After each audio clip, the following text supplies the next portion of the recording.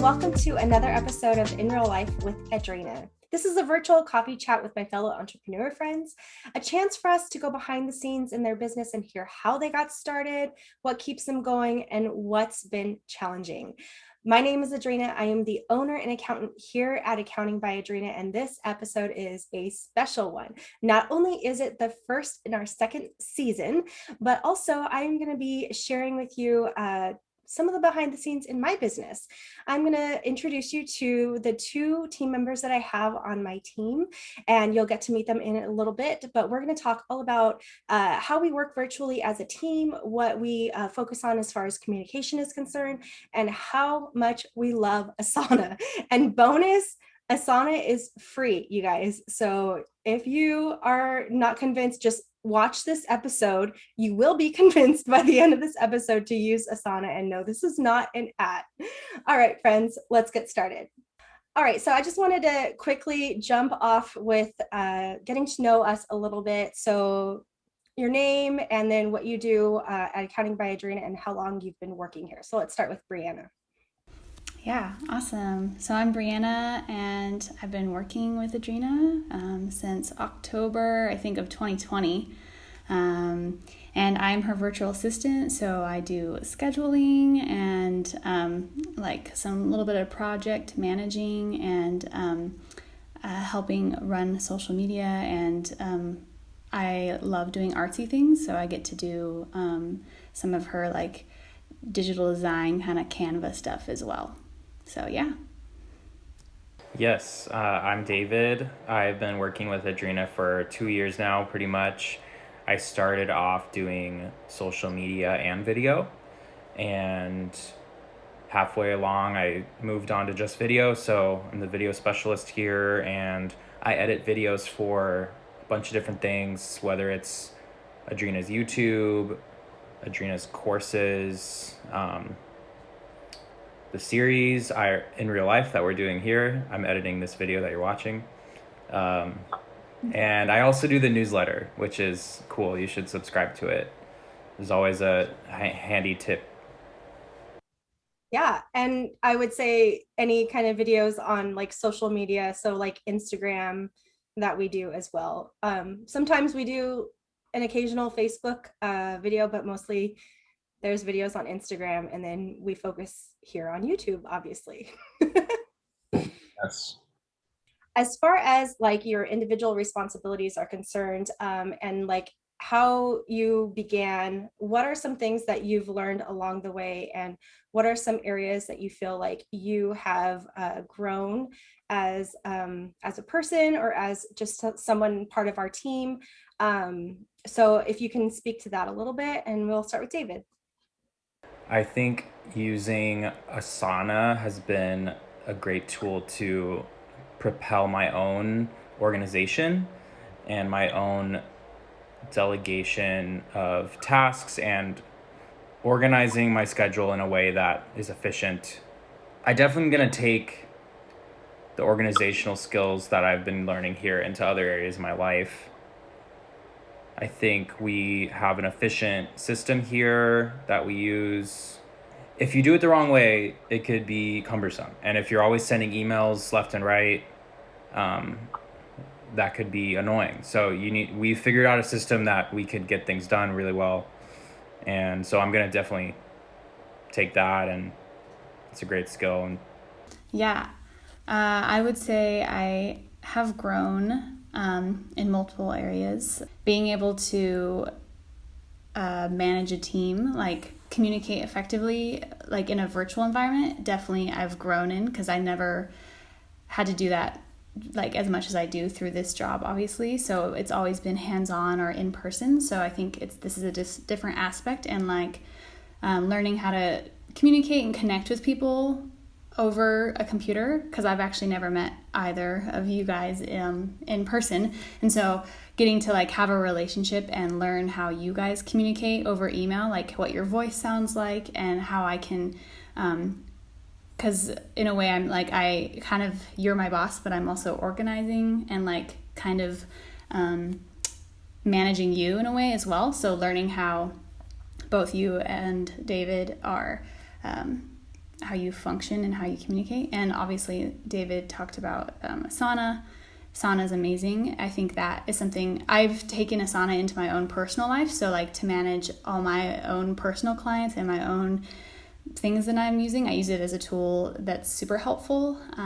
So I think learning how to have a completely computer-based like work life. So going from only using like paper planners to a planner like on the computer. And how to, I think, jump from meetings and just communicate ideas. It's a different platform and a different environment. So it's something that definitely has changed in my life, and I'll forever use it. So yeah. Yeah, I love that you both touched on like the key areas that I want to talk about in this video today. And one of those is Asana. So we're going to talk about Asana in more detail later. But to your point, Brianna, like about the like delegating piece of it and managing up, those are things that I had to learn, way back when I was starting like one of my first accounting jobs, where I had no idea what delegating up even meant, if that was even a term. And so I'm like, I resonate with you on that, because I think for me, I have to remember to like step back. And once I give you like an assignment, and then that you'll take it to the next level and allow you to kind of like in turn just like be my boss as well, because I need to be managed at some points too. Like there's times where I feel like I have tunnel vision, where I'm just working on client work, and then I forget about like everything else that is going on in the business. And so, that's one of those things where for me, I need to make sure that when I delegate, I'm like hands off, and it's in it's in your expertise hands, and I don't need to worry about it. And so that's hard for me, especially being like a perfectionist, a control freak. Like, okay, maybe I'm like recovering on both of those, because I'm learning how to like move out of those aspects of it. But I'm glad that you mentioned that, because that definitely is a thing. And I would highly recommend that if you find yourself in a situation where you feel like you need to manage your boss, then definitely look for those articles on the internet that talk about delegating up, because it'll be very helpful for you in the future. So let's move on to talking about like how we communicate as a team, and what are some like key aspects that you would say are helpful, and then what are some areas that can be improved? Yeah, so obviously we've talked about Asana and email. And we, as a team, we have our monthly, like creative, I call it like our monthly creative meeting, but we're coming together, we're brainstorming ideas. I think that in the beginning, we quickly troubleshot, how do you say that? Figured out that we needed to do that, because we were doing like a quarterly meeting, and we realized as a team for YouTube, in real life, or anything really, we needed to do a monthly meeting, and it lasts about an hour, I think. So that's a way that we did like upgrade our communication, and just our on top of our already weekly meetings, which is huge. And I think that helps me, especially as a person that likes to talk face to face. I think it really helps, because I can see you guys and hear what you're in real time, a conversation. And then obviously hashing out the bigger details on over email, super important. And then Asana is so great to delegate all those tasks. So there's multiple projects that we as a team are always working on, that it's all of us as a team, we all have our own little like piece of pie. And so I think Asana gives us that ability to slice it up, for lack of a better term, basically, so that it's delegated evenly, and we're really clear on who is doing what and when they're doing it. So I think, does that answer your question? Mm-hmm. Yeah. Okay. Awesome. Yeah. I'm trying to think of like the biggest place I see the strength of our communication come through is when the piece that I'm involved with is making a video. So like we each have our own subtasks within the big task. With the big task is the video, but then you divide it. And so seeing us all come together and put our piece of the pie in and tag each other in comments and try to work through it, that's where I see us being really strong. So as far as just to give you guys an understanding of how we organize Asana. So basically, if you've seen my video, if not, I'll go ahead and leave a link to the Asana video below. But essentially, we have a board set up for each client of mine. And then that's something that Brianna helps me manage as far as the client management piece of it. But when it comes to content creation, we have a board specifically for YouTube. We have a board specifically for In Real Life series here. And beneath those boards, we have different tasks set up. And so for example, for In Real Life, we have a main task set up with the subtasks under it, just like email communication that needs to be sent out to the guest and other various things that need to be done, like record the video and just everything that we can think of as far as something that needs to get done related to this task. So those subtasks get assigned to either one of us here. And then Brianna assigns us a due date as well, based on when the video is going to go live, what we need to be done by. Like, we kind of like give ourselves a couple of weeks buffer, and sometimes we are pushing it up into the day of when the video goes live. But that's kind of why we have that buffer, is in case we need to work on anything that comes up along the way, troubleshoot anything. So that's what that's an overview of how we use Asana. Maybe I'll do a screen flow about that later on, but for the purposes of like our conversation here, that's one of the things that they're talking to, because one of the things that I really like about Asana is how we can create those subtasks, and they're part of a bigger task, part of a project, part of the whole Accounting by Edrina. But when you start tagging people, so it's just like the @ sign and the name. And when you start tagging people, I actually get a notification on my cell phone when I have the app on my cell phone, and it's kind of like a text message. And so even if I have Asana open on my desktop, I tend to respond on my cell phone because it's just kind of like a piece of communication. It's not going to get bogged down in a text message. It's not going to get bogged down in email. It's a completely separate thing that you can access on your desktop, on your cell phone. And so that's one of the things that I really like about that, is because it's so much easier to manage and to see everything, rather than trying to think of what was the name of that email like description box, or like what was the name of like the person who emailed me that one thing about this, like who sent that, and just searching your email inbox. It's like, I feel like if you go that route, it's going to be harder to find, rather than just having it in Asana and it's already there. You just go straight to the project, straight to the task, and you see the whole conversation. Mm-hmm. And it does a really good job at keeping conversations about a specific topic just in that area. Yeah. So it's a way of, it's not just an inbox of random topics. We're able to sort our conversations and then reference them when we need information. Mm-hmm.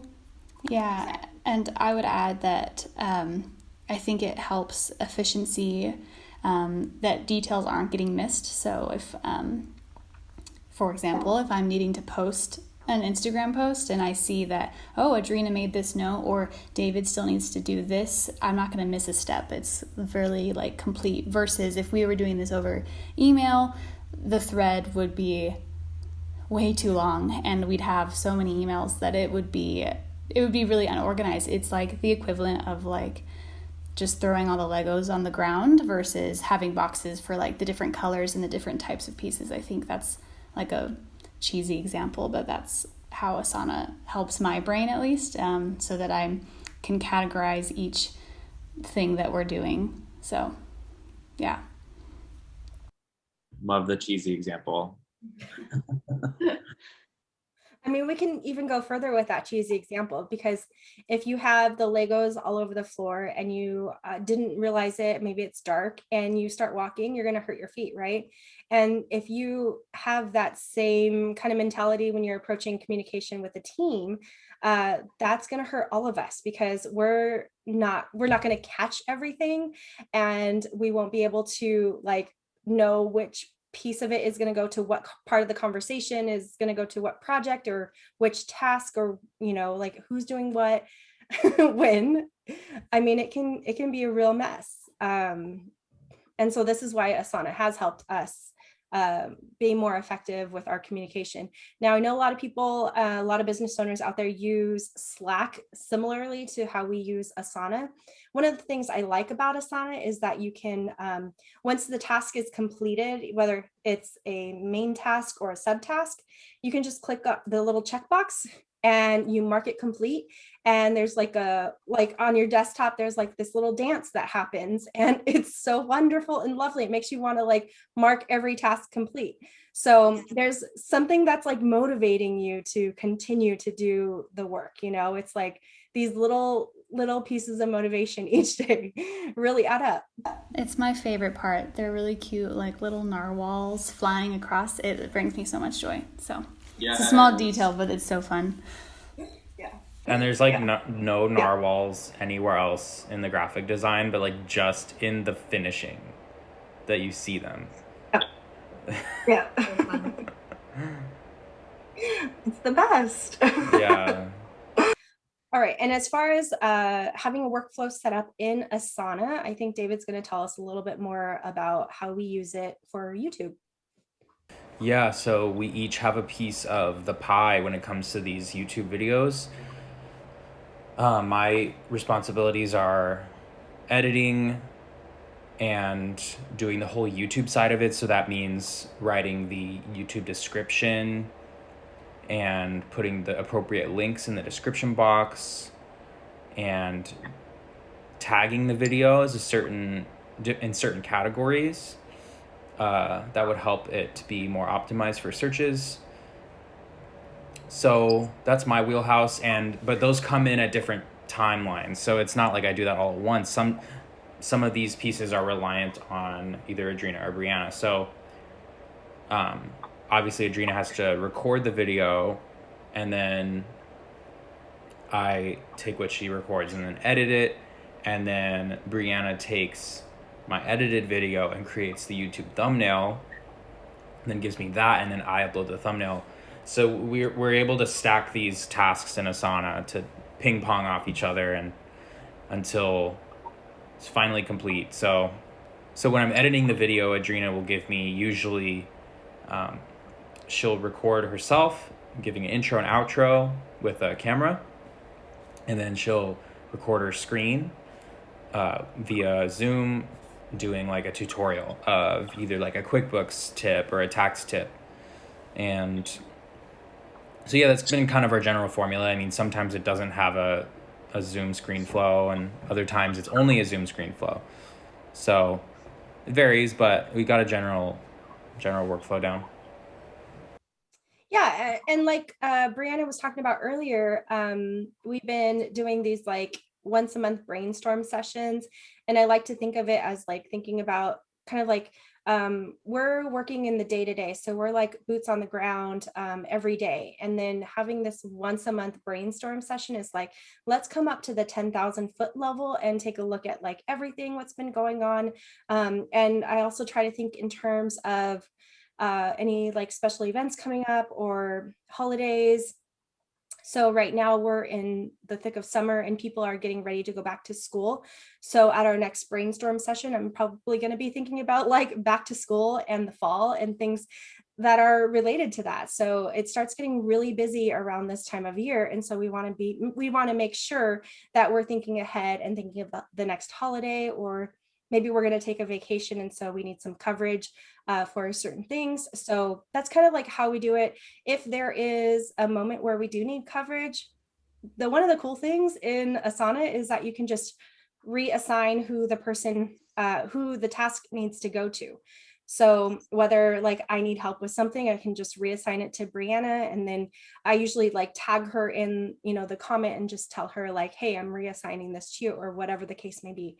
So that's like one of the things I would say as far as like how versatile Asana is, and how beneficial it is to our team communication. Asana also helps with an important thing with communication is you can have a breakdown in communication where there's missing details or a misunderstanding. And email definitely, obviously, really you can send over an idea.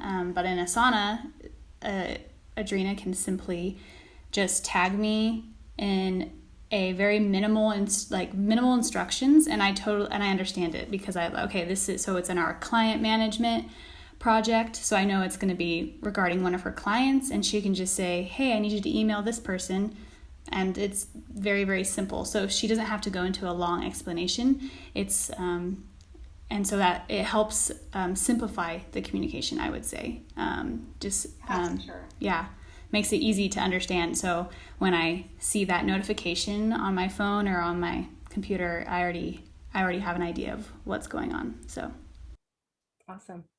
I love it. So I kind of want to like throw a couple of questions at you guys as far as like how it's been working virtually for the past like year and a half, and if there's been like if you've discovered any kind of like self-care tips that you might want to share with us, or how maybe like working remotely as a team, maybe how it's challenging, what are the benefits, things like that. So I've been working remotely for 2 years now. I started remotely. I never have been like a in-person team member here. So even before 2020 is what I'm trying to say. But when I first started, like I would maybe post up at a coffee shop and do some work there, and then I would need a change of scenery, so go to another place or go home. And so for me, I actually think working remotely is a strength. I tend to like it better for me. And I think there could be challenges when like it's hard to line up with your teammates, like in terms of like maybe you're on the computer times that your teammates aren't. So I mean, I think to solve that, you should have definitely weekly meetings at the least, and just times to check in that are scheduled. But overall, I think working remotely can be done well, and always just try to keep a fresh environment and walk around, enjoy the sunlight. Essential. Don't stay sitting. You need to keep walking around. That's my tip. I love it. So I wasn't working virtually, kind of. I wasn't working virtually before working with Edrina, but I was a teacher right before, like the year before 2019. I was teaching, and then we had to switch to a virtual environment, which was a interesting switch. And I discovered that I really love it, and I think it actually fits David and I's personality, particularly because we both travel a lot. We're both spontaneous people, I think, and we also, David and I think, are both like night people, so we like to work in the evening. We're not like, let's get up at 5 and do this. So, some people believe that it's just like you have to be an early morning person to be productive, and I think David and I are people that prove that wrong, because sometimes the most energetic and creative and like inspired I feel is 11 o'clock at night, and so you can't do that as a teacher. Like I couldn't do that, so I was having to get up early and go teach, and I did enjoy that, but I've found this different energy that I get to have like the freedom in my own schedule. And then again, I have family in lots of different places, and I love traveling in general. So that freedom to be able to just, I don't have to take off work. I can just go do my work somewhere else, whether that be at a coffee shop like David is saying, or I can go to a different state or someone else's house and just have that opportunity and that like freedom to do that. So I really enjoy that. I think that's the pros. The con or the negative could be that I feel like I'm tied to my computer a lot more now, obviously. So sometimes I think it's harder for me to step back and say, okay, I need to not be working. Like, this is my actual time off.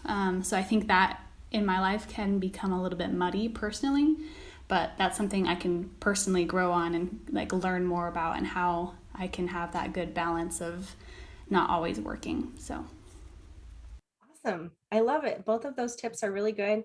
I think for me, I also feel that same like pull where,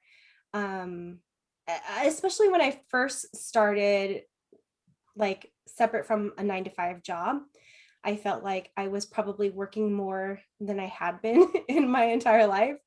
And so I have really been trying to work on like having a good routine, having good boundaries with myself, and being able to have like my own office now is so beneficial for me, because I can shut off at 5:36 at the end of each day and close the door and not even think about it anymore. So that's one of the things that I really like about having like a separate office space. Before, I was like, it's always working because it was like in my living room, and that's where I first started. If you guys go back to like the earlier YouTube videos, you'll see that those videos were done like in a living room or a dining room, or it was just like all over the place and all about work. So there was really no boundaries there. I very much enjoyed this episode with you guys.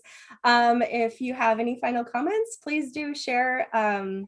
But yeah, I thought this was a really good episode that we can talk about our team and communication and Asana.